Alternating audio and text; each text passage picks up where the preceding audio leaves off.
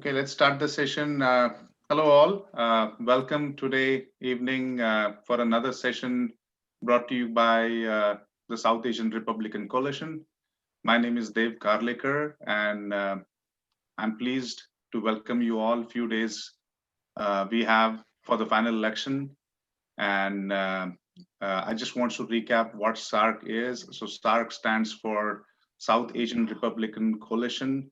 It's basically represents the Asian Americans who are from the SARC nation countries from the Asia. So we unite in one voice, one vote, and one big check for the Republican Party and for the candidates running for the election. Throughout the year, this year, in light of the COVID-19 or the Chinese virus pandemic, we have done various sessions. And throughout the year, primarily these are all virtual sessions. We have had the youth speakers, seed, sprout, plant, flower, and the technologists. My only request is if you all can please mute yourself if you're not talking, that will be greatly appreciated. So that will have minimal nuance. So most of these were virtual sessions. We have had various dignitaries from the GOP as well as from the Asian American community who gave us their presence. Your signal has gone, it looks. Can you hear me now? Yeah, it's okay now. Okay. We have had various leaders from the Republican Party as well as from the Asian American community shared the dais using the SARC platform and shared their views and also gave the guidance to the members and to the community. So few housekeeping rules. I request audience again to please be muted during this 45 minutes to 60 minute session.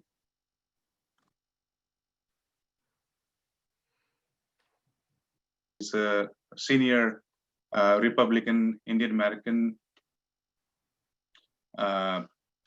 socio-political activist. After him, we have Ravi Kolla ji. Ravi Kolla ji is a vice chair for the Somerset County, and he will be guiding us as to what needs to be done in terms of the paper ballot and filling in the vote for those who have not done so. And he will also take any questions. So without doing any further ado, I would like to welcome the founder president of South Asian Republican Coalition, Hemant Bhattji. Hemant Bhattji, welcome. Thank you. Thank you, Devji. This was a great introduction and great briefing about the SARC, what SARC is doing. And we are a grassroots level organization and created tremendous awareness about the Republican Party all over America. And I'm very proud to say that we have we are now movement. And we are proud to also say that SARC is the only organization we started this movement in 2018. And some others have followed the suit. That's okay. But then we are now doing great. And as far as the Republican Party is concerned, we are spreading message for the founding principles, and we are spreading message for the President Trump, the Republican Party's policies and everything. And let me tell you this, friends. America is a great nation, we all know, and it has given a comfortable life to us. And we are all, we have a tremendous kind of comforts, and America has given so much to us. And even if throughout our lifetime, we will not be able to repay back what this country has given to us. That is for 100% sure. So having said that, I always feel like so much emotional sometimes that, my God, we are not able to do what we are required to do for this country. And that is the exact reason why we started this movement. And we all breathe here, eat here. We educate our kids here. We send money back home. And our loyalty for this country has to be portrayed in our actions, in our behavior, in our talk, in our activities. And this is really a very important thing. Look, we have to keep our love for our motherland, no question about it. But sometimes the Janma Bhumi and Karma Bhumi, sometimes we forget Karma Bhumi at all. We always sing for the Janma Bhumi, Janma Bhumi, Janma Bhumi. And that is the exact reason why mainstream America is not accepting us at their part. And now I'm gradually experiencing that they have started accepting us because, and let me tell you, it is historical that Indian Americans are in big way, big time. They are active in these elections. I never seen this kind of awareness or this kind of Indian Americans becoming active in the election or Republican Party. And that is the exact reason we are so fortunate that we have been able to do what we are doing. And most important thing is, if President Trump, we've seen him working for more than 3.5 years now, and he has done what no other president of this country could do or achieve. Our accomplishments are so great that nobody can do it. The economy of this country today, the GDP numbers are more than 33.3%, which is the highest after the Chinese virus. And the unemployment is lowest. The unemployment claims are also reduced for the last seven months.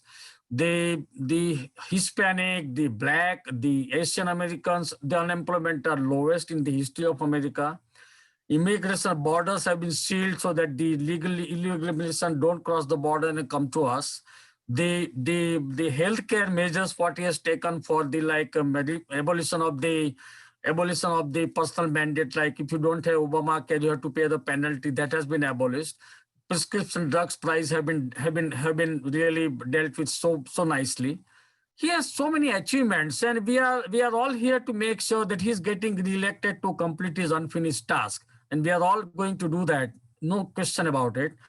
And I'm in the Indian Voices for Trump Coalition Advisory Board, which is constituted by the Trump campaign, and we are also very active in different fronts, which is Indian Voices for Trump, and we have been recognized very, very strongly by Trump campaign what we all are doing. Now, so this is the tone of the meeting I want to set here, and we have wonderful speakers today. Dev Makkar ji, he is with the SARC from day one, a very strong supporter of SARC. He's a strong Republican. He's the co-founder of the Indian Americans for Trump, PAC. And apart from everything, he is a community and political activist for all these years. And I have seen him in different forums. He is like President Trump, called the spade a spade. He doesn't, diplomatically, there is no need for any diplomacy when you want to do a community service. So welcome, Dev Makkarji. And of course, Ravi ji also there. So, Nita ji, can you please add some few words about the woman being, and we'll start the meeting later on. You are on mute. Nita ji, you are on mute. Yeah, sure. Thank you, Hemanji, and thank you, Devji, for a kickstart this meeting. And this meeting is especially one of its kind, the last before elections. Right. So we are almost set. Most of us have already voted. So some of the ladies, when I ask them, they say, "Oh, I voted." I say, "Come." So what a beautiful feeling that today we are having more ladies than the men on the forum. So bravo to all the women of the forum. And yes, though this president, Mr. Donald Trump, is definitely for mothers, for ladies, because he is supporting our motherland.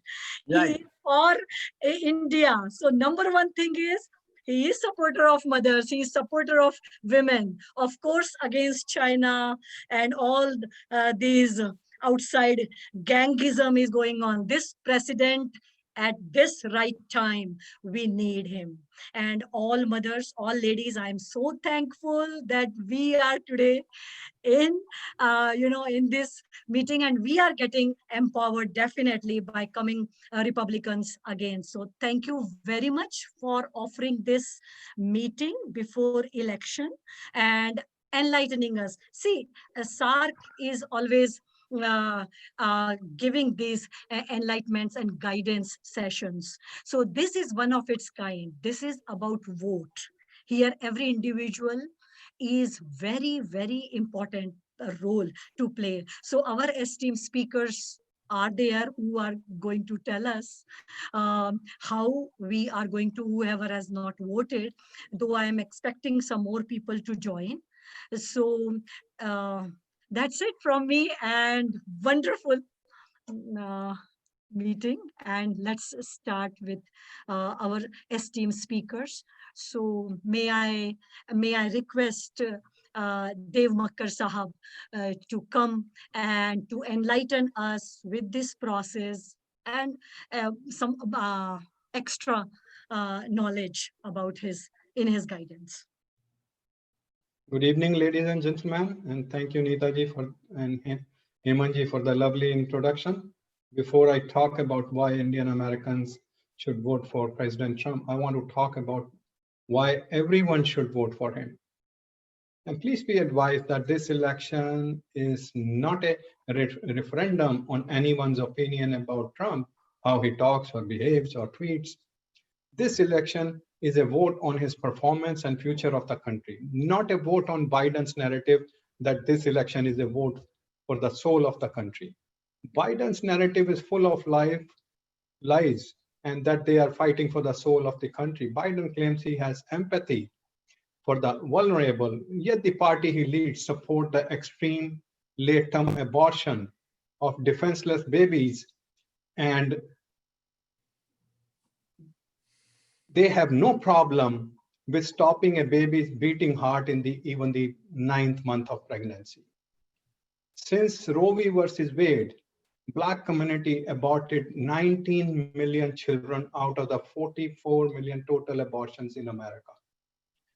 11.3% population in 73 and 13.7% population in 2019. In 2011 alone, 360,000 Black babies were aborted. CDC statistics for 2011 shows that 287,000 Black deaths occurred from all other causes excluding abortion. So by this number, abortion is the leading cause among Blacks. And even a study protecting Black lives in 2012 found that 79% of the Planned Parenthood surgical abortion facilities, which I call abortion factories, doing fetal trafficking, are located within walking distance of the minority community. Biden and Kamala's support to BLM and Intifada is like a scam. And it looks more suspicious when Senator Harris refused to join the drafting of the First Step Act, a major criminal justice reform and prison reform. Then she refused to meet even the Senator Tim Scott when requested to help draft a bill policing reform he brought on the Senate floor. And this bill called for the more resources, more accountability for the police. The bill was killed on the Senate by Democrats, as Senator Harris was one of the 10 Democrats that walked out of the Senate. So even if you look at the inner cities where the violence, riots, arson, looting, gang war, sex trafficking, it is happening under Democrat-controlled cities. And 10 most dangerous cities to raise a family are controlled by Democrats, some over 100 years. So they need to shut down their abortion factories. They can have basic neighborhood wellness clinic like Mohalla clinic or community clinics, concept created by Kejriwal, by Delhi's chief minister, or in the American parlance, he is the governor. So let's talk about President Trump's performance. I will take into account his first 3 years as a successful economic, trade, foreign, and immigration policies. The 4th year, he gave every minute of his life to his relentless fight against COVID. Trump passed record-setting tax and regulation acts at a rate nobody had ever done before. Prosperity under President Trump in first 3 years reached to the minorities. The real median income for American rose by more than $6,400. In Obama's 8 year in office, it was less than $4,000.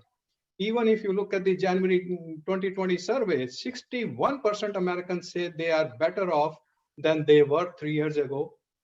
And if you compare it with 2012 election cycle, when Obama was seeking re-election, it was only 45%. Trump tax cuts in the first major reform signed in 30 years. The TCJA included 5.5 million gross tax cuts. Nearly 60% of that went to the families.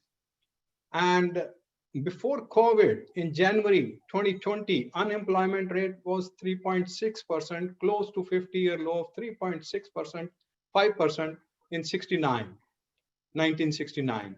And since took over in 2017, 7 million new jobs were added. Wages have grown up more than 3%. The African American and Hispanic unemployment rate hit 5.5 and 3.9 respectively in September 19, the lowest ever rate recorded since US Labor Department started collecting these statistics in 1970. For Asian American, the record goes only up to 2003. So these show the unemployment rate was the lowest ever recorded for them also in 2019 to 2.1%. Youth unemployment rate recently reached the lowest rate in nearly 50 years.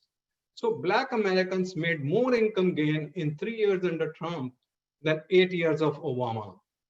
And the above facts are supported by Fed Chair Powell in his speech to FOMC on August 27, 2020. And everybody knows Fed Chair was appointed by Trump, and he doesn't get along with Trump. So he said that the Black and Hispanic unemployment rate record low, and the differential between these rates and the white unemployment rate narrowed to the lowest level on record.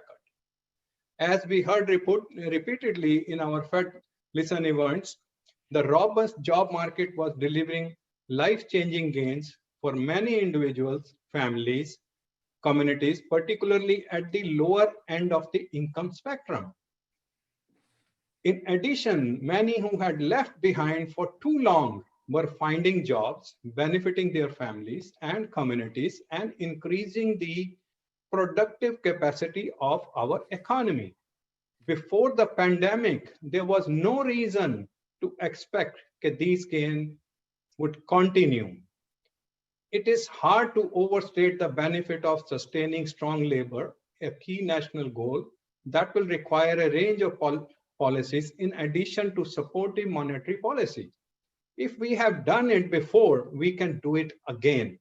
And in fact, under President Trump, we are on the path of doing it again. 50 million jobs were saved with $4 trillion stimulus that included payroll protection plan, COVID payment, unemployment payment. 22 million jobs were lost, and 11.5 million has gone back to work. Unemployment rate dropped to 7.8% from 14.4% in April and 13.0% in May.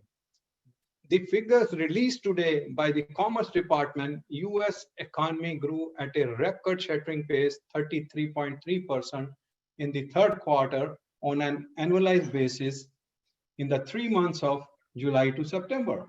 The previous post-world record was 16.7%. So if you look at the economy, what he did, we should vote for him.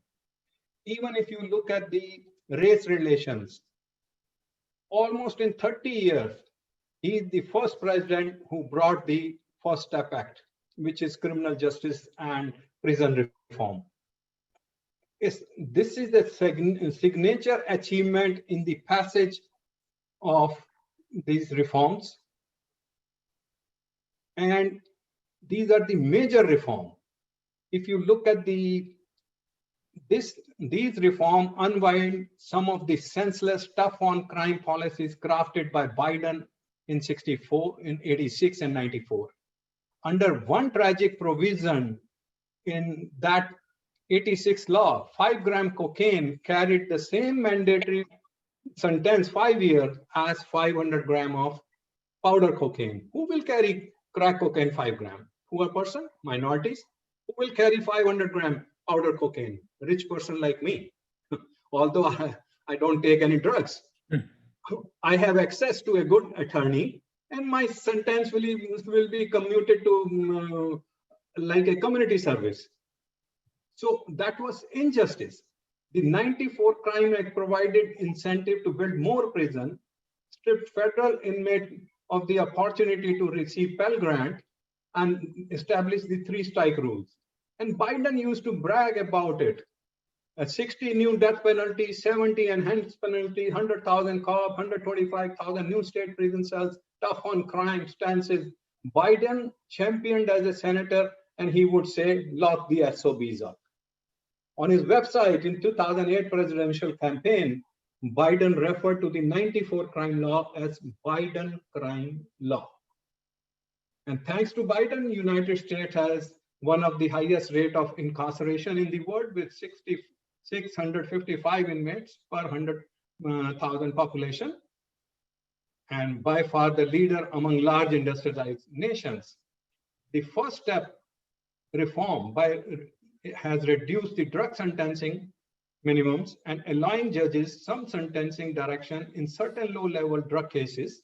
It also made retroactive the Fair Sentencing Act, narrowing the crack cocaine sentencing disparity, Ready to Work initiative for the formerly incarcerated, and provided $1.8 billion to states for opioid treatment and data collection.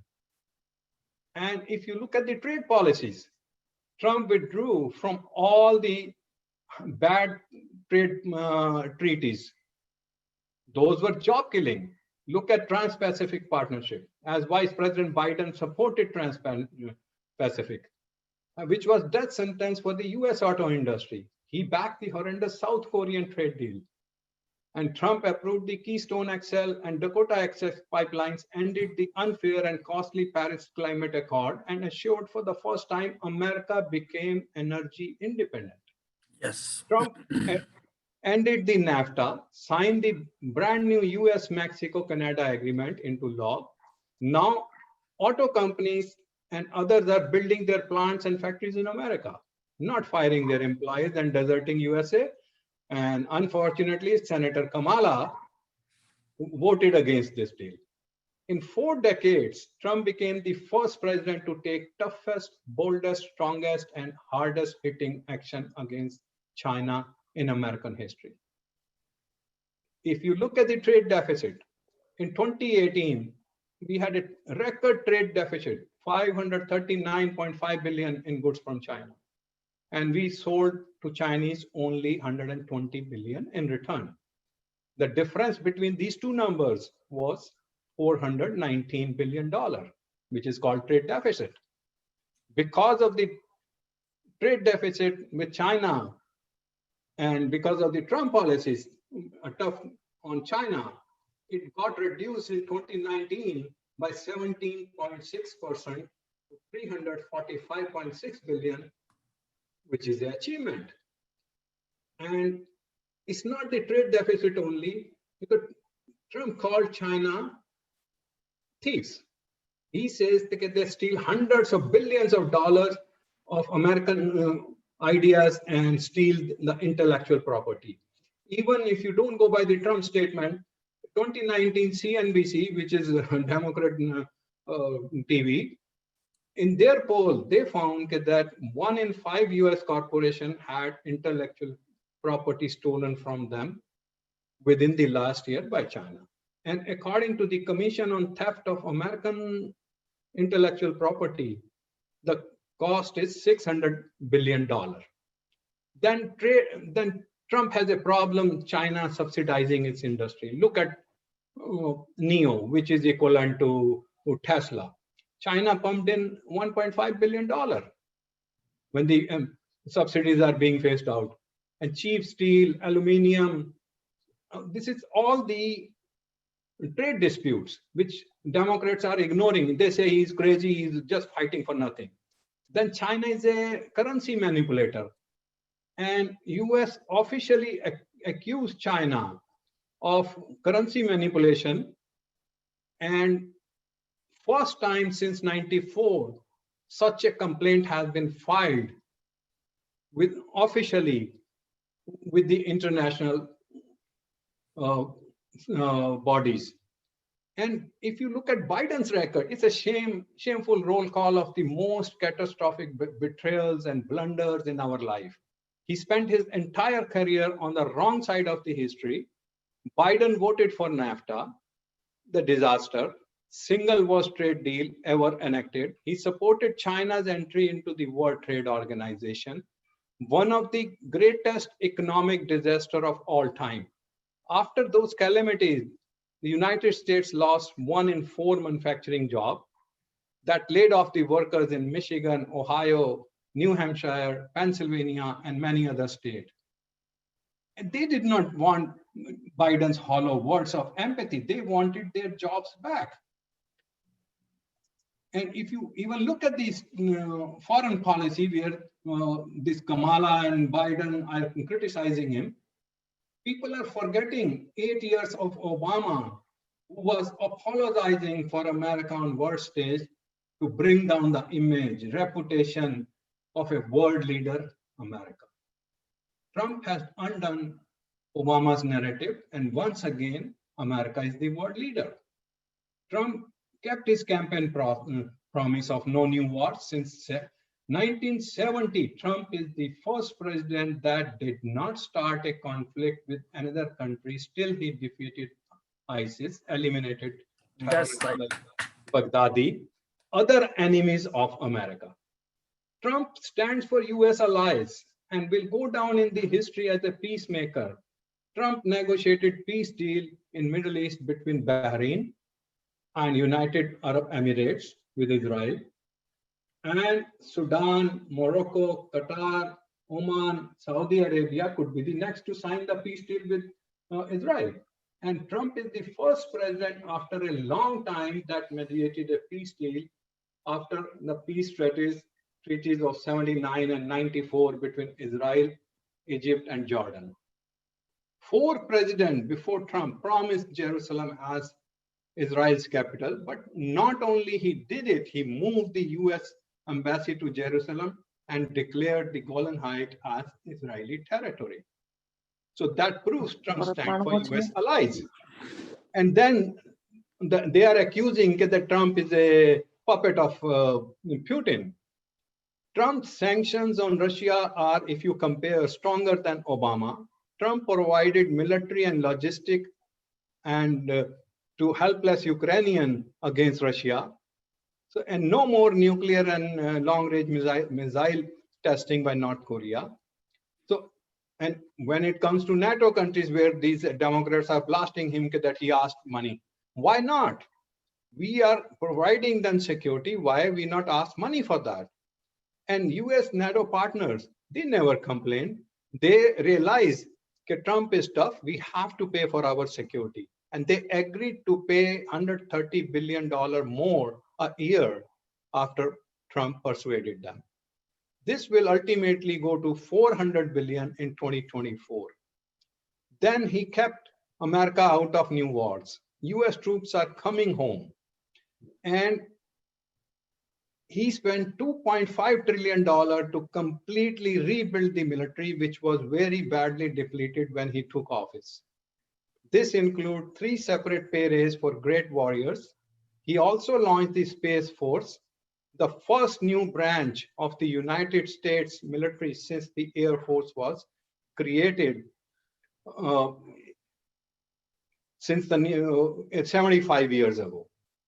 So if you look at his foreign policy, what is wrong with that foreign policy that these Democrats are trying to blow him apart? Come to immigration policy. Trump promised pro-American immigration policy. And today, America's borders are more secure than ever before. He ended that stupid catch and release program of Obama. People just sign a paper. After that, they can elope anywhere in America and stop the asylum fraud, took down human trafficker who prey on women and children, and has deported 20,000 gang members and 500,000 criminal aliens. And today, America proudly celebrated the completion of 400 miles of border wall on southern border and adding 10 miles every week. The wall soon will be completed, and it is working beyond the wildest expectations of the liberal Democrat. The Biden-Kamala narrative on 545 separated children, again a bunch of plain lies to deliberately and knowingly spreading rumor to misguide voters. First of all, the cages for illegal immigrants were built by Obama. Then federal court has directed ACLU to find the parents of these separated children and Trump administration to provide all the help they needed.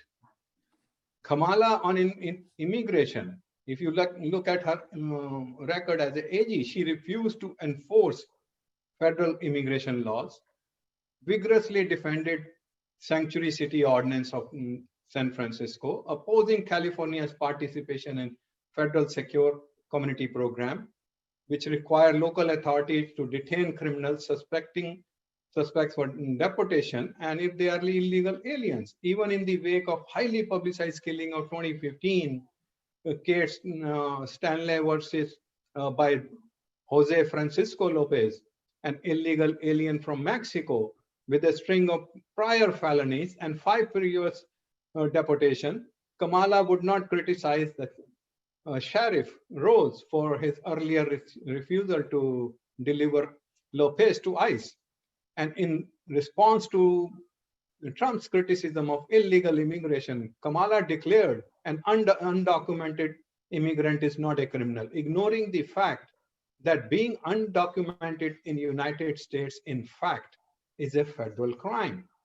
She is against any meaningful control of the border. Rather, she is for open border, welfare, free education, healthcare for all illegal. She even compared ICE to KKK on the Senate floor. And she wants to take away Americans' job.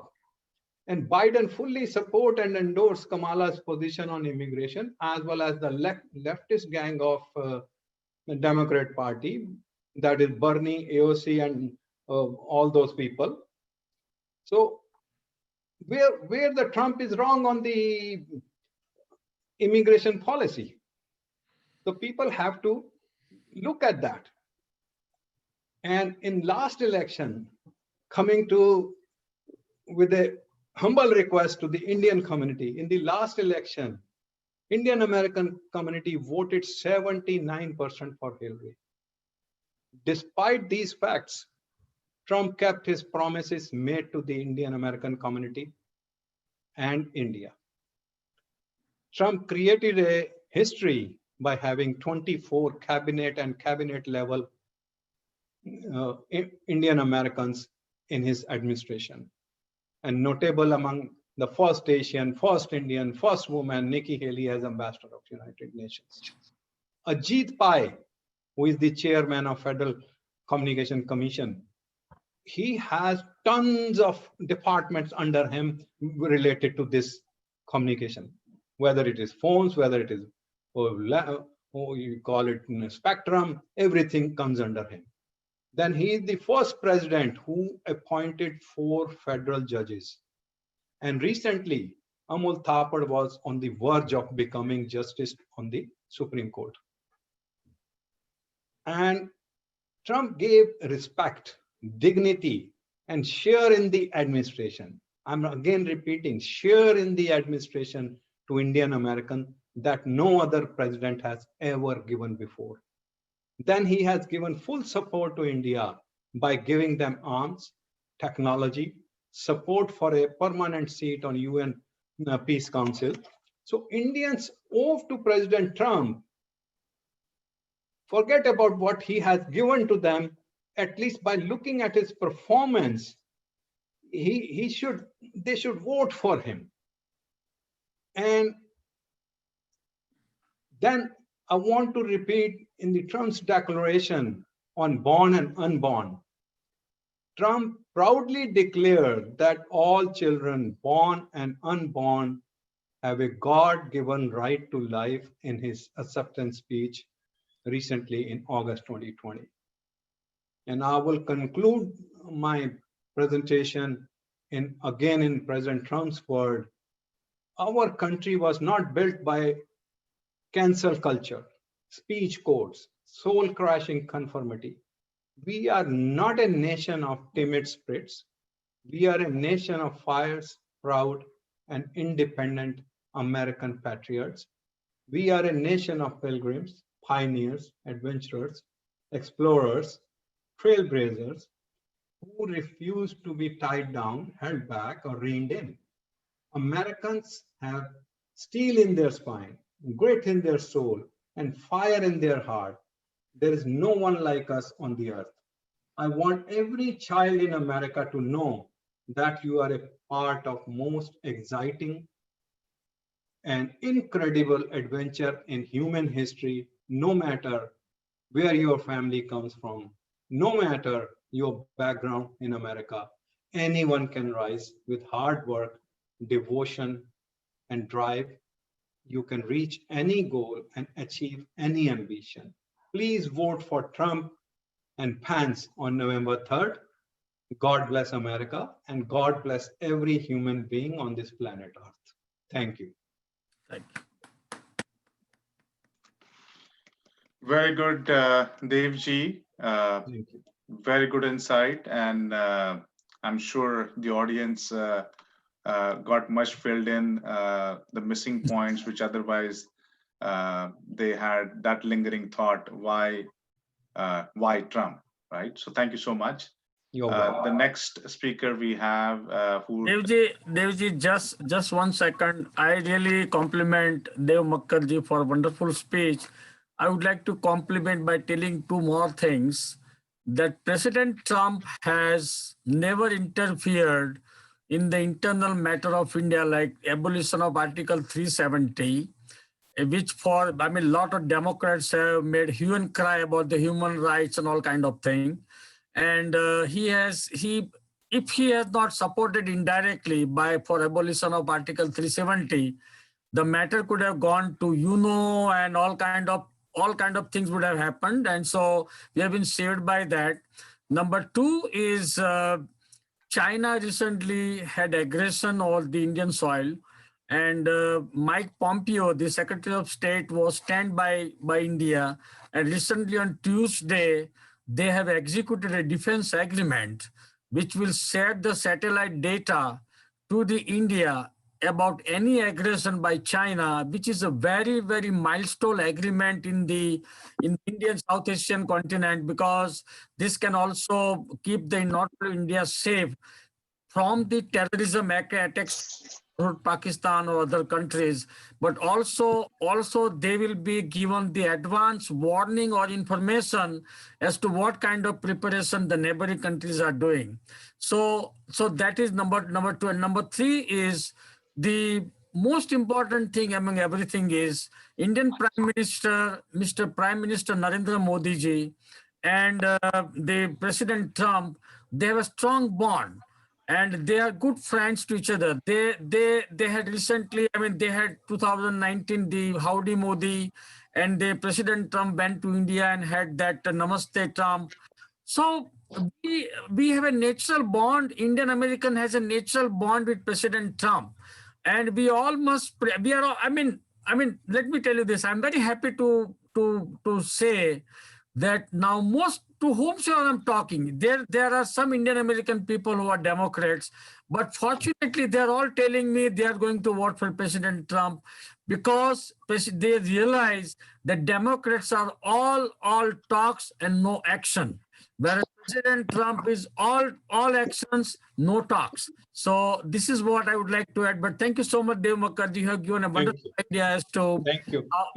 If I had time, I would have blasted their narrative about the COVID also. Right. In the end, give me 5 minutes, I'll blast their COVID narrative also.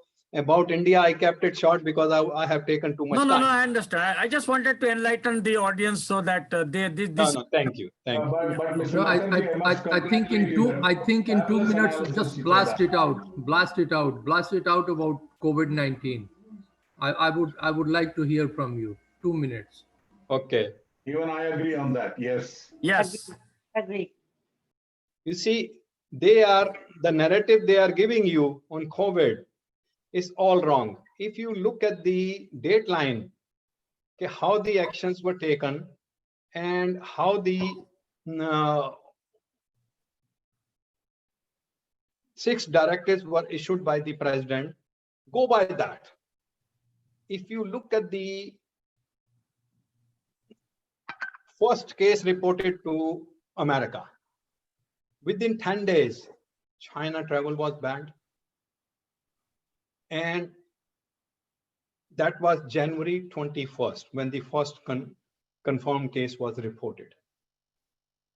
And when on January 30th, WHO declared global health emergency and Trump shut down China travel right on January 31st, which is 10 days after the first COVID case. On March 11, 2020, if I'm not wrong, WHO declared outbreak as a global pandemic. March 13th, Trump banned 26 European country travel, for which European leader blasted him. And which has cost us, if we have done Europe together with China, we would have saved a lot of lives. And nobody ever imagined that Europe will crumble like house of cards. Their health system will collapse completely. And then he issued president directives, which was February 26th, March 11th, March 14th, and April 22nd, and April 24th, and June 2nd, all related to COVID. And then he enacted the largest financial package relief in the American history. From paycheck protection to all this 50 million American jobs saved. And then, most importantly, he mobilized first time after World War II on a scale, first time on that scale, involvement of Corps of Engineers of Army, and created 54 hospitals in record time, field hospital. They were hospital, not just like a sample that in the namesake. 54 hospitals were created. On the 9th week of the first case declared, he ordered that vaccine should be developed. And he gave $1.2 billion to AstraZeneca for research because they were not having money. And in record time, under the warp speed, FDA approved remdesivir recently on October 22nd. And then we are hearing there will be 2 more, 3 more. So all this talk about him handling is nonsense. If you want to call incompetency, I would remind them H1N1 virus, in which 60.8 million cases were reported, infections. If H1N1 was lethal enough like COVID, Obama, Biden would have killed at least 2 million Americans. On top of that, they depleted the strategic reserves for personal protection equipment, for gloves, for other stuff, for ventilators. Everything was depleted. And they are so bad. They were there for almost 7 years because COVID, that H1N1 came in April of 2009. They never put a single piece back in that reserve. So if you look at all these things, the narratives they are giving and narratives the media is running because they are giving their, I want to ask Obama, why he could not handle H1N1. What makes him think? First of all, Obama is trying to be a proxy president. Yes. Obama put more people under poverty than people claim that he is a good president. Out of the stimulus money, I never got a single penny. Under 8 years of Obama, my business went down by 45% because of his stupid regulations. The cost of my banking went through the roof. Then I had a beautiful insurance. He wrecked my insurance. I have certain genetic issues since 2003. My doctors made a plan for my treatment. That every year I'll be getting nuclear test done, every 3 year genetic test done. And team of doctors, slowly, eventually, my team has been broken. My plan of treatment has been broken. 50% of my doctors I cannot afford because every time they are increasing the premiums. Initially, it was 80-20, then it became 70-30, then 60-40. Then they came up with a new animal, personal deduction, and then personal co-insurance, family co-insurance, and then tier 1, tier 2 doctors and hospital. If I go to tier 1 doctor, I pay $50. If I go to tier 2 doctor, I have to pay $250. And I was very annoyed in the second week of this month. Unfortunately, I was hospitalized for emergency in the emergency. I stayed there for 3 days, and they got a paper signed from me that you was not admitted, you was only under observation.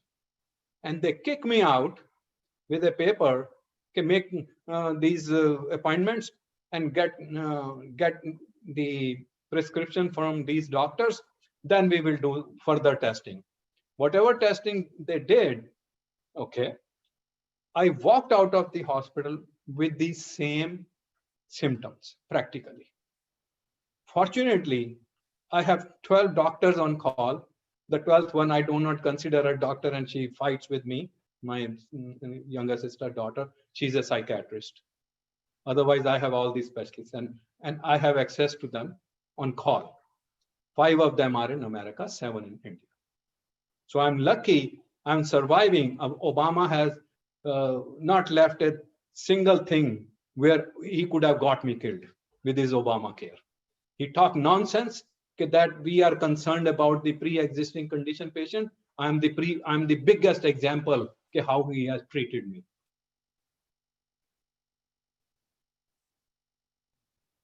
Great, Devji. Thank you very much. Great. And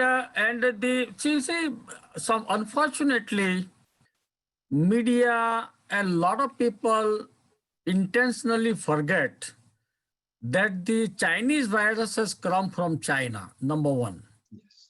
Entire world is victim of Chinese virus. It's not that only America is victim or X is, it's not. Entire world has been devastated by Chinese virus. People talk about conspiracy or something. Let's not talk about that. But unfortunately, media, instead of blaming China, they are blaming President Trump. And I sometimes fail to understand that the personal PPE, the personal protective equipments and the ventilators, the supply which he has given to New York and New Jersey and other states is unmatched. I mean, no president could have done this faster. And Devji very rightly pointed out that the military hospitals been set up and installed within a record time. And if with some statistic, the deaths would have been more than 2 million, which is now limited to about 200,000 people. So, see, this is a political thing. According to me, President Trump did the best job to fight and control the Chinese virus. And only thing, I always spread a message to my social media, Facebook and everywhere. Don't blame President Trump. You have to blame China for spreading this Chinese virus. And who knows, if Joe Biden gets elected, China may throw another virus. We don't know. Number three, the American people must understand that China is in a game of downing America.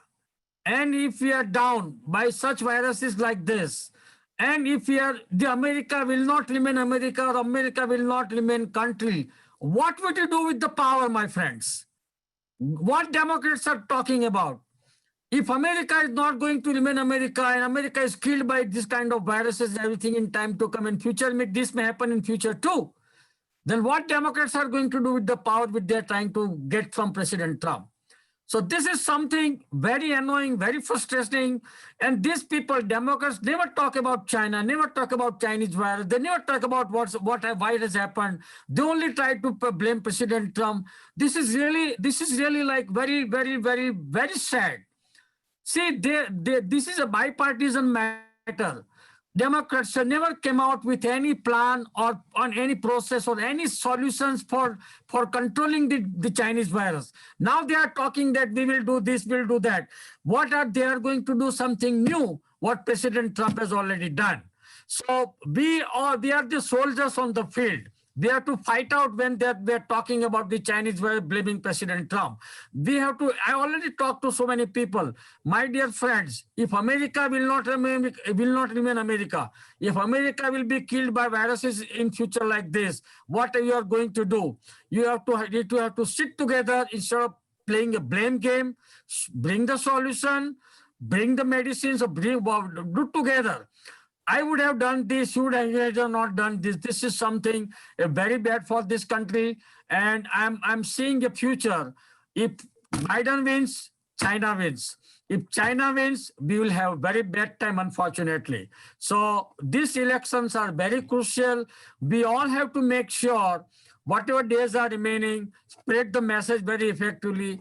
Pick up the call, talk to the people, be active on social media, spread the message whatever we can, and let us save this country from the Chinese aggression again, and let us save this country from the evils, let us save this country from the people who want to finish this country. Thank you. One more thing I would like to add, they are blaming all the deaths to President Trump. If you look at majority of the deaths happen in Democrat-controlled states. Yes. And I am privy, being a check cashier, I am privy to certain things. The nursing homes, the money is paid by state governments. They are supposed to regulate them. They are supposed to supervise them. They are supposed to set standards for them. You must have read that entire nursing home were wiped out in New York, New Jersey. Not even a single patient survived. You know the reason?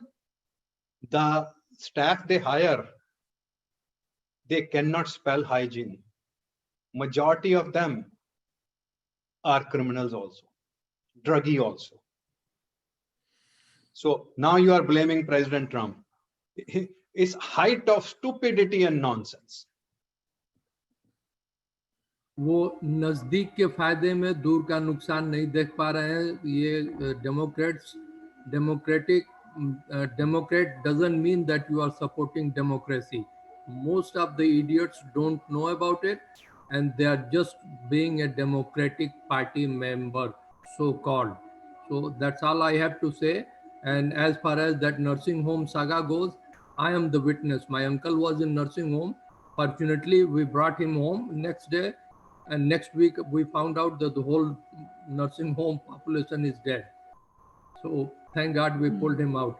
Anyway, let's go to the next speaker who is eagerly waiting to went out. Yes, so next we thank you very much, Dev Sahab. It was very fantastic, substantial, and to the point with Donald Trump's and President's policies. And thank you very much for enlightening us. The next speaker, I would like to invite Mr. Ravi Kolla ji, the Vice Chair of Somerset County, and he's obviously the Republican. So welcome, Ravi Kolla ji. Thank you, Hemanji. Thank you, Nitaji. And thank you, Devji, for inviting me to speak. Good evening, everyone. I am Ravi Kolla, Vice Chair of the Somerset County Republican Organization in New Jersey. Before I start, we have 30 people here. How many are from New Jersey and yet to vote? Could you please raise your hand? I just want to take a quick count. You can raise your hand from the participants panel. I already voted. I'm from New Jersey, but we already voted. No, I just want to see who didn't vote yet. Okay. Hemanji, I know you voted because I get the Middlesex County data. Right. I have one. 1 + 2, 3. Me and my spouse also.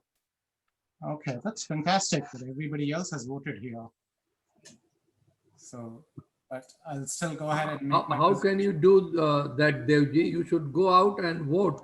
You are asking us to vote and you are still sitting here? No, since we were having this session, I said in the interest of everyone, we'll vote together. So I have a meeting with Ravi Garu tomorrow, and tomorrow I will do my mail-in ballot to the county. So we say, I think, Moreover, with Raviji's enlightenment, then after that, Devji will go. yeah. So I think 2 + 2. I saw 2 hands. So 2 + 2, 4, I guess. But anyway, it's a recorded session, so I'll be sending to various local groups. Yeah, So they somebody, will benefit ladies. also. Somebody, I think ladies, How many they have I not think voted. Hema Rana looks like she has not voted. Hema Rana. Yes, yes. The problem is, people who are not citizens cannot vote, even if they want to vote. That's the I problem voted with- already 2 weeks Seriously? ago. Okay. Seriously? No, but I voted. Okay. You raised a hand, so that's why I thought that. I already raised my hand. Okay. So most probably, most of you know what I'm already going to talk about, but I hope it'll help those who are yet to vote. Yes. So this election, it's very different from all the previous elections, and I'm going to talk about it. By executive order of Governor Murphy, every registered voter in New Jersey was sent a mail-in ballot. It came looking like this in your mail with contents. Most people started receiving them in the last week of September. For instance, I got mine on the 24th of September. And by first week of October, I think all of us should have gotten these ballots. This is what the Somerset County ballot package looked like. If you're in Middlesex County, it looks a little different, but very similar. So when you open the ballot, you will see various contents in it, among them instructions and what you're voting for. And they may vary from county to county a little, but I think it'll be mostly the same. Now, this is the actual ballot, and this is what it looks like in the front. So what is common for everybody in New Jersey will be the president and the Senate candidate. What will differ will be the congressional and the county candidates. And some towns also have local elections, so you may see municipal candidates also in your town's ballot. And also remember that every county has a different ballot. In Somerset County, Republicans are on column 1. In Middlesex, they're on column B. And Mercer, it's also column B, and I think Union column A. Now, besides the front of the ballot, there is also the back of the ballot also where you have to vote. This year, there are 3 questions on the ballot, public questions they're called. And one is to do with the marijuana, one is to do with property tax deduction for veterans who didn't fight in wars. And the third one is to do the redistricting of the state for legislative districts even before the census results are sent. And finally, you have the school board elections. So depending on how many vacancies there are coming up on the school board, you'll have to choose that many school board candidates. And again, that will vary from town to town. Now, how do you fill the ballot? Keep in mind the ballots are scanned by machine. So you fill it by completely filling in the circle. You don't put a cross or a check or just squiggle, you just fill it in completely with a pencil or a black or blue pen. So now you've filled out your ballot. What next? Inside the ballot package, there is something called... Correction, I have to make correction. No pencil, black or blue ink only. No pencil. because I think the instruction said with pencil too. I think you revisit. But anyway, if you have pencil, go ahead and do it. We recommend a pen anyway. Yeah. So We were told pen only. So there is no pencil, only pen. Only Blue, pen. Yes. Yeah, blue or blue or black. black pen, yeah. And no Yes. red pen. okay. So this is the back of the certification envelope, which has pretty much some instructions in brief on how to return the envelope. And this is the front of the envelope, certification envelope, and this is important. You have to fill it out, put your name, address, town, and then you have to sign it. And this is important because when the Board of Elections gets your ballot, they're going to compare the signature with what they have on record to validate it. And if somebody is helping you fill the ballot, that person also has to fill in the bottom section. And don't detach this flap, just seal it with the flap still intact after you put your ballot in. Once you put it in the inner certification envelope, then you have the return envelope, which goes to the Board of Elections. So I whited out my name and address here, but otherwise you'll see your name and address here. And on the return envelope, there's also your voter ID. See this part about D158 something? You'll have something similar. It starts with a capital letter followed by numbers. And that is important to keep, and I'll come to why it's important to keep in a moment. And then this is the front of the ballot, which has your County Board of Elections address on it. And you have to put your name and address here. And if somebody else is dropping it off for you, they have to put their name and sign it too. Now your ballot is ready to be returned. What are you going to do next? So there are a few ways you can return your ballot. Most obvious way, because it's a mail-in ballot, you can mail it. But now remember, this is very important. We are already on Thursday, 29th of October. The election is on November 3rd. So when you put it in the mail, it must be postmarked by November 3rd and received by the Board of Elections by November 10th. Only then will they count the ballot. Now, this is something that they have done in New Jersey this year, the secure drop boxes. Every county has a list of them. Somerset County has 13 drop boxes. Middlesex County has 25. And your county clerk's website, you will have the list of where the drop boxes are located. So you can choose to drop it off there. The good thing about this is you can do it at your convenience. They're open 24/7 until 8 p.m. on November 3rd. They're under camera observation 24/7, and they're emptied every day by 2 Board of Election workers, one Republican, one Democrat, to keep it fair. So you know that they're doing their job. So you have until 8 p.m. on November 3rd to drop it off, but the sooner you do it, the better. And this is what the Somerset County Republican Organization recommends that you use to drop off your ballot.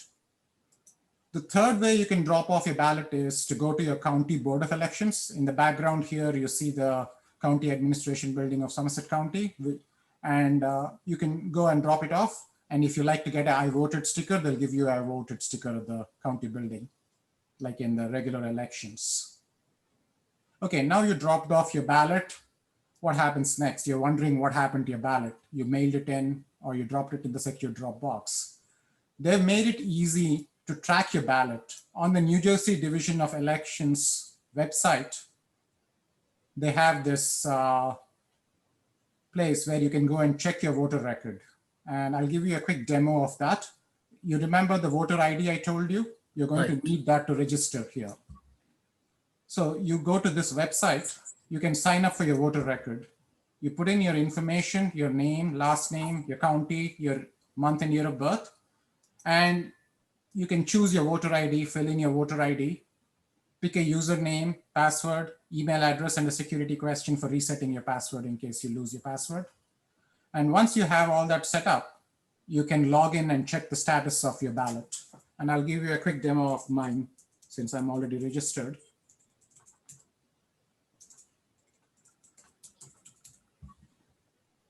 So once you are registered and you log in,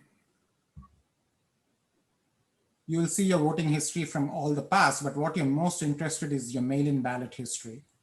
You click on that and it will show for the general election it shows that my ballot was received on the 17th of October.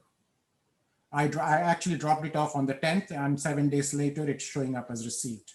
So you know that your ballot was definitely received. So let's move on.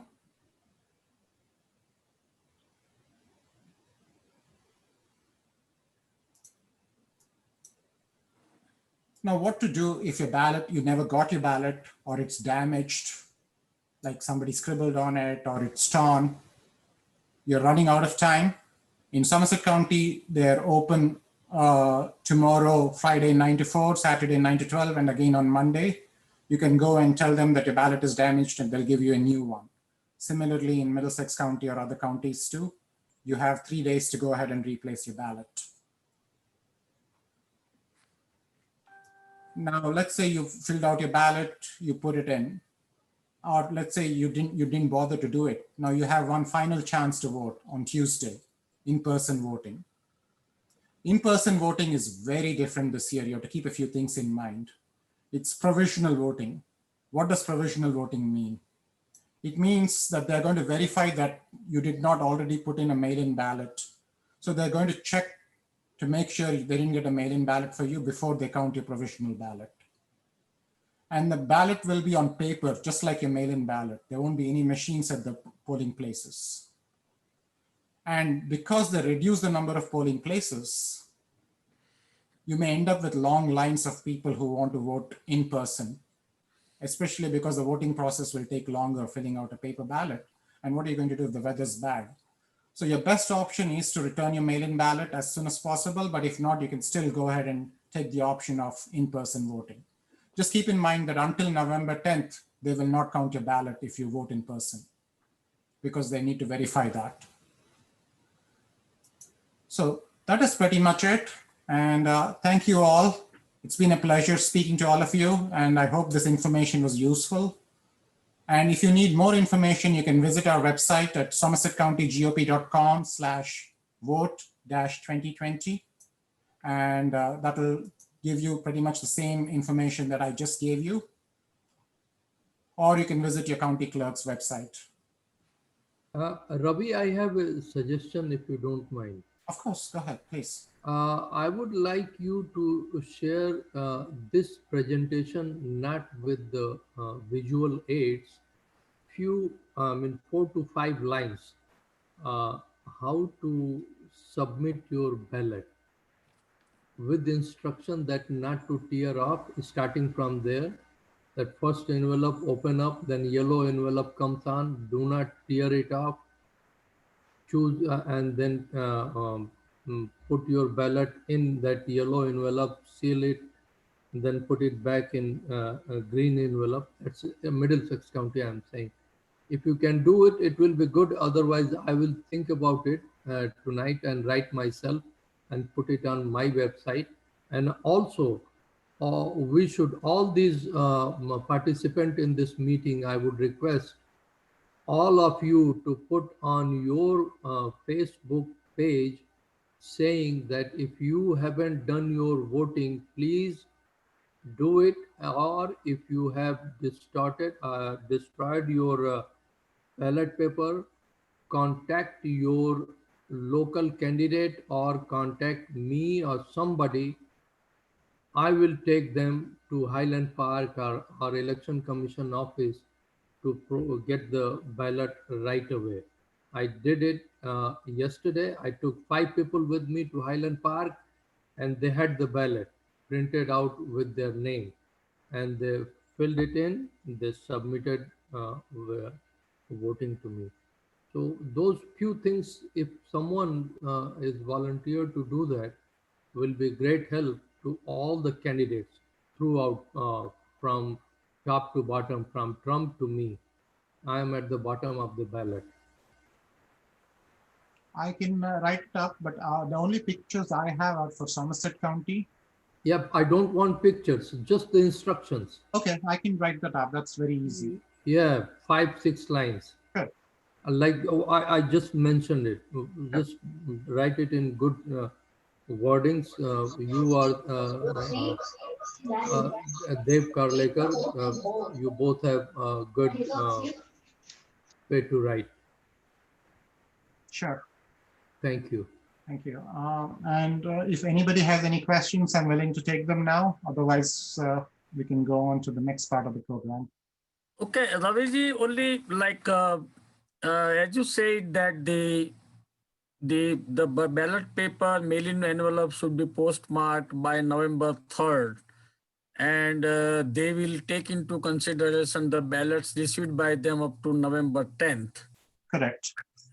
Now, so this is like a lot of these questions are boggling my mind and of so many people in America, that how does the counting look like? Like, say, basically, this is, suppose if the ballots all over the country, and most of the states have this kind of provision that they will be receiving the ballots up to November 10th.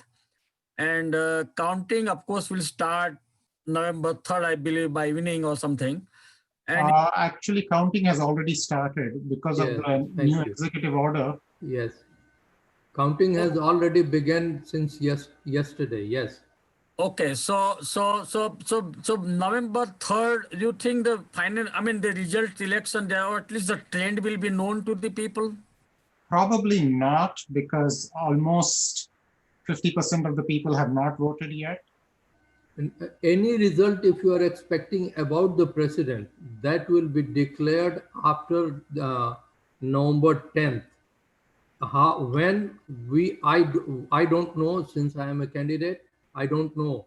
Ravi may know because he is higher than me in organization. I think, Brotherji, as far as the president election is concerned, there are two things. One is the popular vote, second is the electoral votes. And I think the electoral votes results will come right away than the popular votes.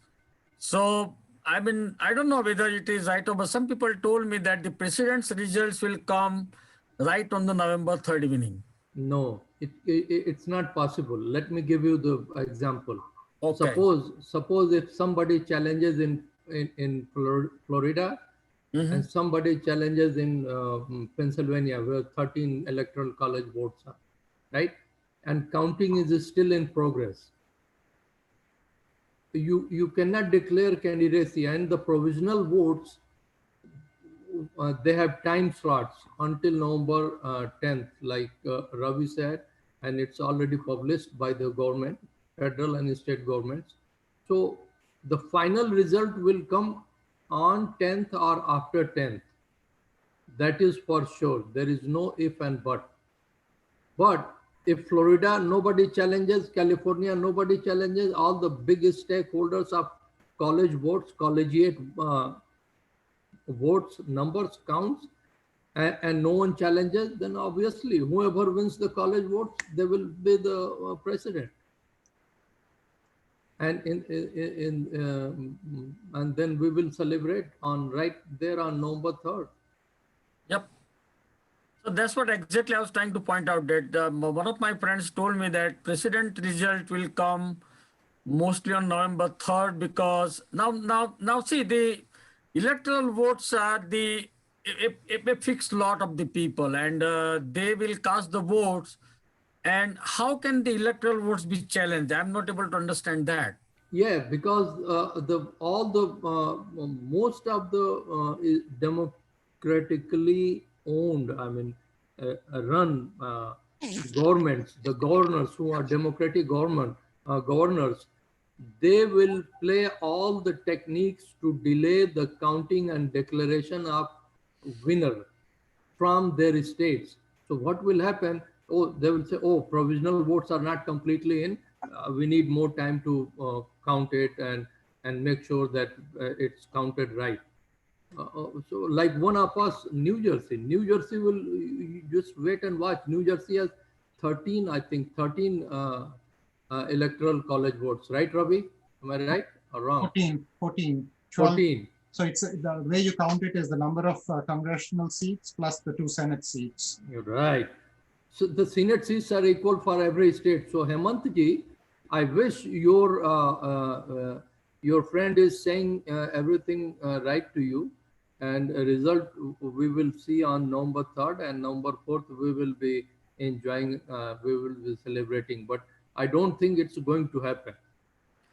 Okay. Presidential election okay. results you will not get before, I think, November 20th.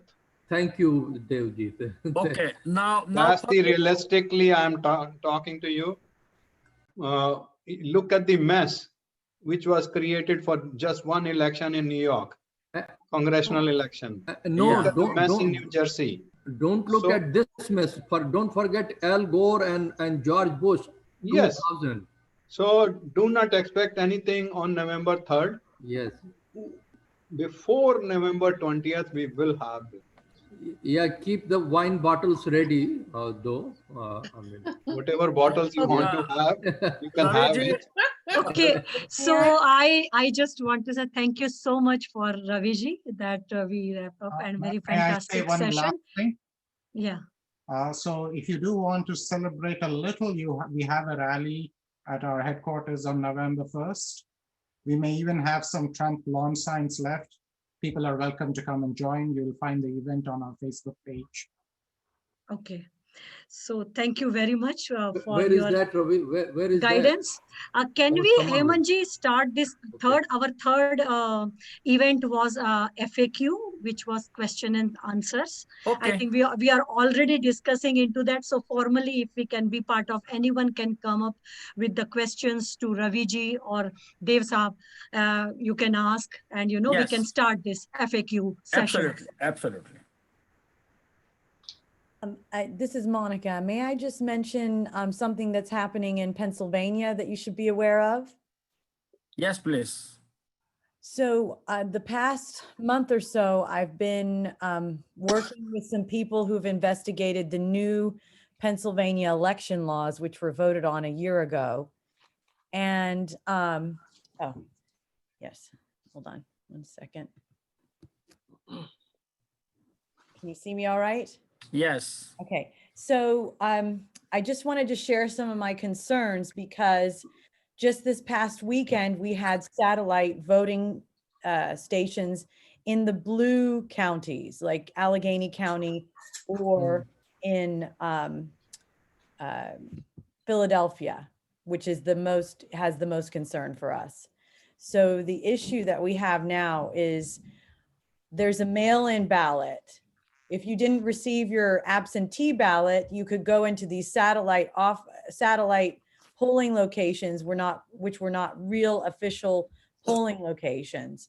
And you could order an emergency mail-in ballot. Well, the problem is the mail-in ballot does not have a barcode. It doesn't identify you as a valid voter. One poll watcher from the Republican Party went to this location and found that the man said he was from Baltimore, not Maryland, not Pennsylvania, which alarmed us. And there was nothing she could do about it.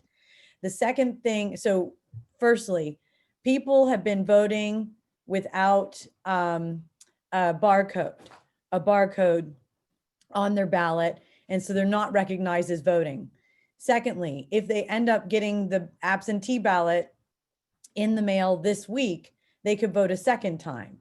And if there's no way of identifying the barcode and seeing that they voted already, because there's an envelope inside the envelope. So there's a anonymous envelope. So when you open the ballot, it does not have your name and your polling station and your age and any identity on it.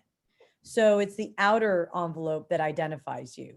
The third problem is, if they're not identified as having voted, these people can go into their personal polling stations and vote a third time. So what we're very concerned about right now, and we're working on it. So if there's anybody from Pennsylvania, they can contact me later, especially if they're in Montgomery County, Chester County, Bucks County, or Philadelphia. We need poll workers inside the polling stations to make sure that no major fraud is going on. So what potentially could happen, which is quite shocking, is that one Democrat could vote 3 times without being detected and being seen as only having voted once. So just think about that. I'm sorry, but I have to get on another call right now, but I wanted to share that quick information with you. It's very disconcerting. So we'll need people in Pennsylvania, if they can help.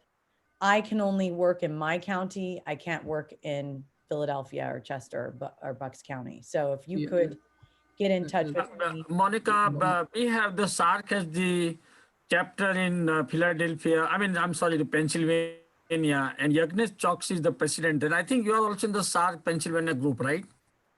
Yes, I am. So I think this is a very valid concern. You can write something in that group, and you can also talk to Yagnesh, because Yagnesh is a very senior Republican in Pennsylvania and be able to mobilize some volunteer support or something what you're looking for. Okay. Yeah, and he's on my email list too. So I will contact him this evening. Yeah, that would be the right thing to do.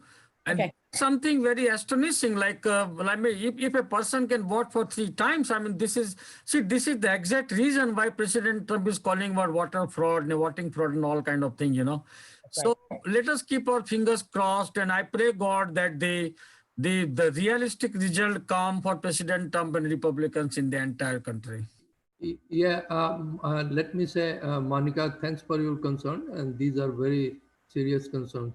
We have taken care, I mean, so far, as per Governor says, in New Jersey, all these concerns have been taken care.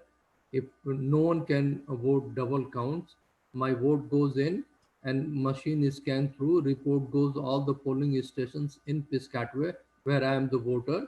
And if I go again, they have the list. They will kick me out.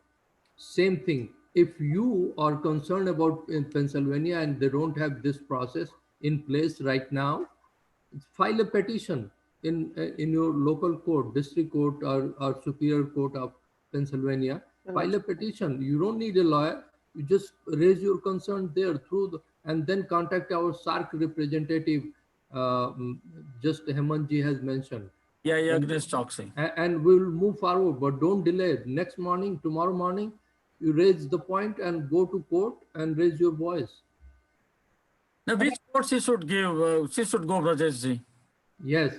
The Well, I specifically know election somebody in Election commission. Go to Election election commission. Right. Call the election commission. Raise your concern, and you get the answer right away. If you are not satisfied, go to court right away. File the petition. It's free. I'll tell the person who's voted by mail. I voted absentee, so I've already been identified. Yeah. And I'm a poll watcher at my my polling station. Yeah, but Monica, I was told, I mean, President Trump already tweeted, and he already put a post on the Facebook that the Pennsylvania governor is not going to allow the poll watchers inside the polling booths or something. Yeah, there is the fraud. Well, yeah, they already President Trump is very concerned about that, and he already tweeted and he already put a post on the Facebook that the governor of Pennsylvania is not going to allow the poll watchers inside the polling booth. Yeah. Yeah. The fraud happens there. So you need to have plenty of challengers. And now Pennsylvania has 200,000 new Republicans after 2016. That's right. Use those new Republicans, make them challenger on every booth. They have to challenge. In the counties where they're really committing the fraud, because it's really Pittsburgh and Philadelphia. It's really the 2 cities. It's all the Democrat light blue. Yeah, those are the cities. So, I don't know why they call brotherly love city Philadelphia, but I wonder. But beside that, if you are concerned so much, contact our SARC representative and call election office. And third thing, if you're not happy, write a letter to Superior Court. Just to intervene, you must contact state GOP and your yes. Yeah, I have because already. they have a legal cell to tackle I've these already talked things. to the legal counsel. JP Morgan analyst has predicted a landslide for Trump in Pennsylvania. Yeah, So all these gimmickry and illegal things are going to happen in Pennsylvania. So you must contact the GOP. state. Yeah, I have already. I wanted to keep you apprised of the situation. So Call, I will keep you call updated. Hemant Bhai yesterday. Hemant ji is tomorrow, and he will connect you with some big authority, higher authority. Thank you very much. Is there Thank you. any other? Thank you, Monica. That was very valid and very intense, guidance on that by everyone. Any other questions? This is question and answer round. So we will spend another Yeah. five or to 10 minutes. Yeah, Nitaji, I mean, I have a question for Dev Makkarji. I mean, for the benefit of the audience, can you please explain to our audience that what is the electoral votes and what it consists of? Electoral votes are the delegates of the state. And some states have the rule, winner takes the all, and some states are divided. And popular vote has got nothing to do with this electoral votes. The framers of the constitution, they were so smart, they were thinking at least 100 years ahead. So that's why we have two senators for each state, whether their population is 35 million or their population is 8 million. The only representation which is population based is congressional seats. If you remember, New Jersey used to have 16 congressional seats. And now we are cut down to 12 because New Jersey is losing population. So if you are thinking that the electoral college votes will be declared when they call the state in the news, you have to look at the state law, whether winner takes the all or it will be proportionate. And Yeah. California and New York, I don't look at it because I know these states, they will never vote Republican, and the people are crazy. If they can vote for Maxine Waters, that woman is 87-year-old, 44 years she's sleeping in the Congress, Yeah. and she's again for her re-election. And the shocking part is she does not live in that constituency, and she does not drink the water of that constituency. She doesn't breathe in that constituency. She has never fought for her constituency. The gang war, drug violence, sex trafficking. If you look at the numbers, poverty rate, 43% below poverty line, 29% of the Black kids do not graduate even high school. And the homeless rate is up 264% only since 2009. And homicide is 53% if you compare it from 2013. And South LA is like a war zone to raise a family. Yeah. Like New York is turning into that. No, why people are so crazy? You have to look into it. Okay, what's going wrong? And on top of that, all inner cities are controlled by Democrats. Yes. Violence, arson, looting, gang wars, sex trafficking, you name it, they have it. And then they run abortion factories where Kamala Harris says that you can take out the plug of a child who is unborn, even if it's 7 or 8 months old. Yeah. 7th or 8th month pregnancy. So you have crazy people like that. They must be defeated.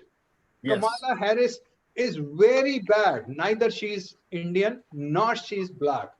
She is some kind of an alien, and I refuse to call her even a woman.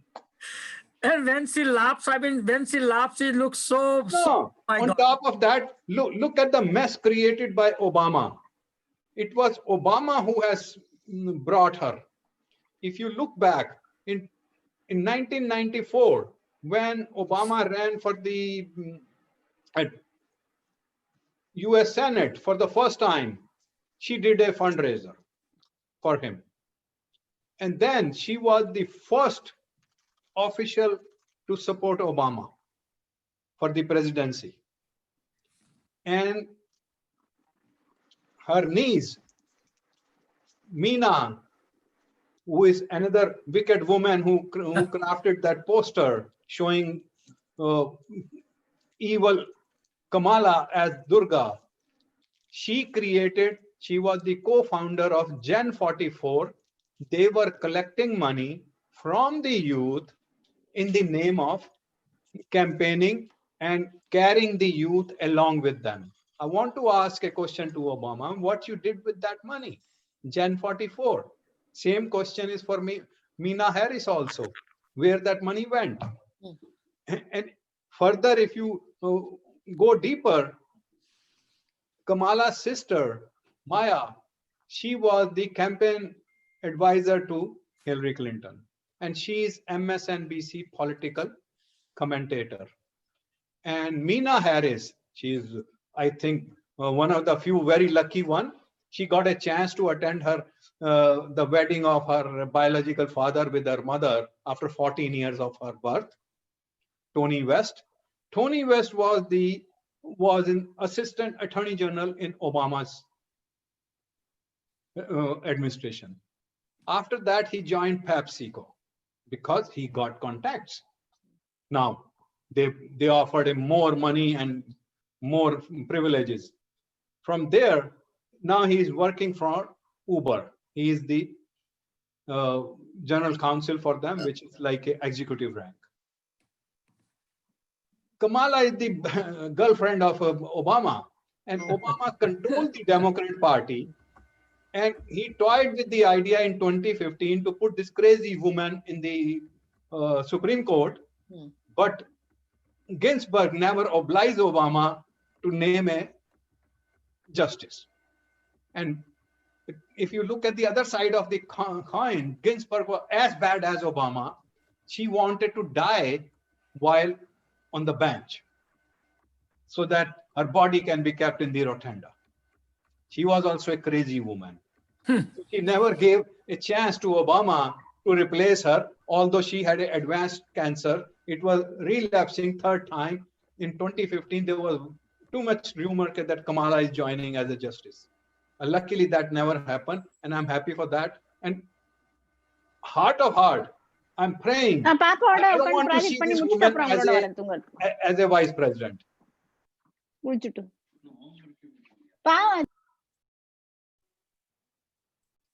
Yes. Go ahead, Devji, go ahead. So we need to stop this gang. I call them a gang. Obama is looking for 4 more years as a proxy president. No president in the history has done campaigning like him. No president in the history has criticized the sitting president. Yeah, he is trying to act like Mr. Sonia Gandhi in America. No, don't compare with Sonia Gandhi. India is also a mess. I know. I don't want just to saying, Mr. Proxy talk about president. India. India is a mess. Yeah. No, but I agree with Devji. Nitaji, 1 second. I agree with Devji that if Joe Biden, hypothetically, it's not going to happen, but if he elected as a US president. After 3 months, he will not be president. Kamala will take over. Take over, or Obama and other people will be running the government.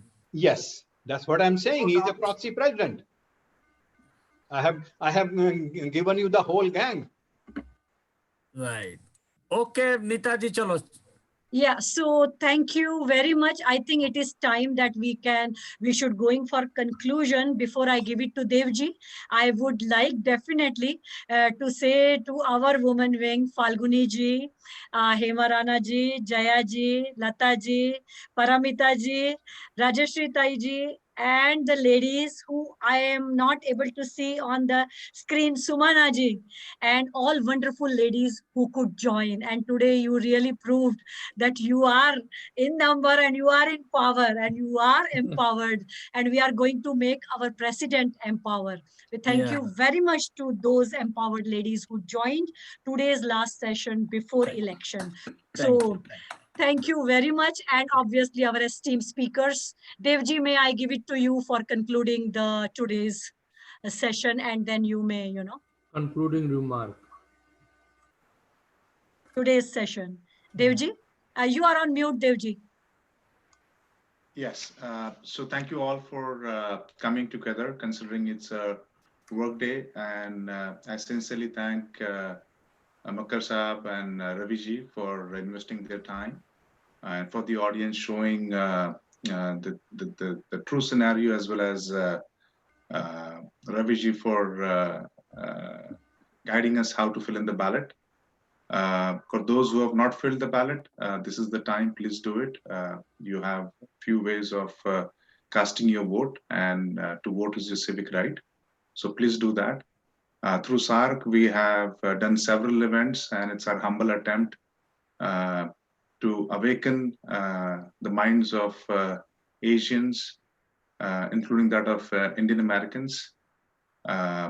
Tell them the side, which is the right side, which is good for this great nation, as well as it is good for the Asians, Indian Americans, as well as for India, which is President Trump.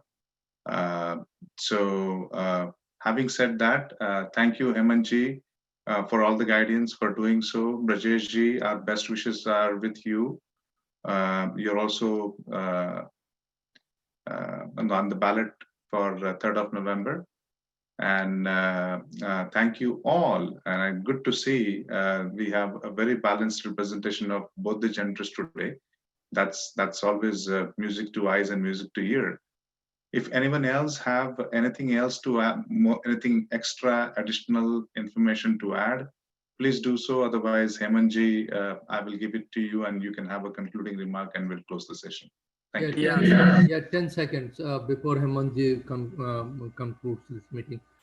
Folks, thank you all for joining this meeting. I am the mayoral candidate of Piscataway Township in New Jersey.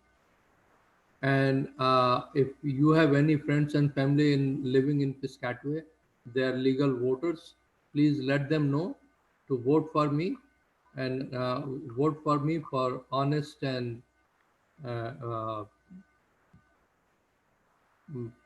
for honest administration of the Piscataway. Right. Thank you. Thank you, Brother Jesse. Thank you. All the best. And thank you so much, everybody. I want to give a message to Brajesh ji. He can speak while he is still campaigning. It's from Nelson Mandela. Right. Nelson Mandela said, our world is not divided by race, color, gender, or religion. Our world is divided into wise people and fools. Fools divide themselves by race, color, gender, or religion. You are absolutely right with Mandela. Break the narrative of the Black Lives Matter, and to break all those nonsense these people are spreading. What is going on? Please put it on your website. Yeah, I know that. I always say, to me, all lives matter. Yep. All right. Everybody, I think we all are now waiting for dinner or something. See, this was a wonderful meeting after a long time. I think after some time, of course. Very fruitful meeting. Dev Makkar Saab has really enlightened us with so many facts and figures, and he was really genius. Ravi ji was also equally, I mean, he spread important information about how to vote and what to do. He was also very complete in his presentation. And I would like to recognize Bharat Rana ji, who is with us, Falguni Pandya ji. Falguni ji was very vocal when we had the last woman session. Then we have Jaya Sharma from Punjabi TV, I believe. We have Jigar Shah, who is very active Republican in Piscataway. And then we have Paro Sir. Parsippany. In Parsippany. Parsippany, I'm so sorry. Parsippany. We have Rajashree Tai Bolke. She is very, very, very nice. And I always see her post and everything. She is really very great. And she's taking a lot of interest for these American elections. And of course, she is supporting President Trump big way. Sometimes I see her post, and she's also so much encouraging me and a lot of other people. So thank you, Rajashree, for joining. And of course, Roshan Shah is our legal advisor for the SARC. He advises us on the bylaws and all kind of thing. And he's also very, very supportive of SARC activities. Sanjay Aryaji, Vidya Singh. So Vidya ji is also very, very very strong supporter of President Trump. Vidya ji, thank you for every time you're encouraging words, encouraging post and everything. Sumana Rao ji, of course, is also there. So Sujit Sukumaran is also, Sujit is also very, very down to earth man, but at the same time, very strong supporter of President Trump and SARC, what we are all doing. And of course, Nitaji Ramekar, she's the president of the women wing of SARC, and she's doing wonderful job. She's keeping all the women members together and encouraging them. So in conclusion, the meeting was best. I think we are now, this is a do or die kind of thing situation for the November 3rd election. We have left only 4 days now. So guys, just do whatever best you can do. Make sure that President Trump is getting elected with all the kind of limitations of voter fraud or mail-in ballots and all kind of thing. But let me tell you at the end, I'm very confident that President Trump is going to take 4 more years as US president after November 20th, Dev Mukherjee said. And that is going to be the best day in my life, in the life of America, in the life of the world. Thank you so much, everybody. Thank you. Thank you. Thank you. Thank All you. right. Thank you. Good night, everybody. Good Good night. Thank you, Bye, Hemant ji. everyone. Good luck to Thank you. everybody.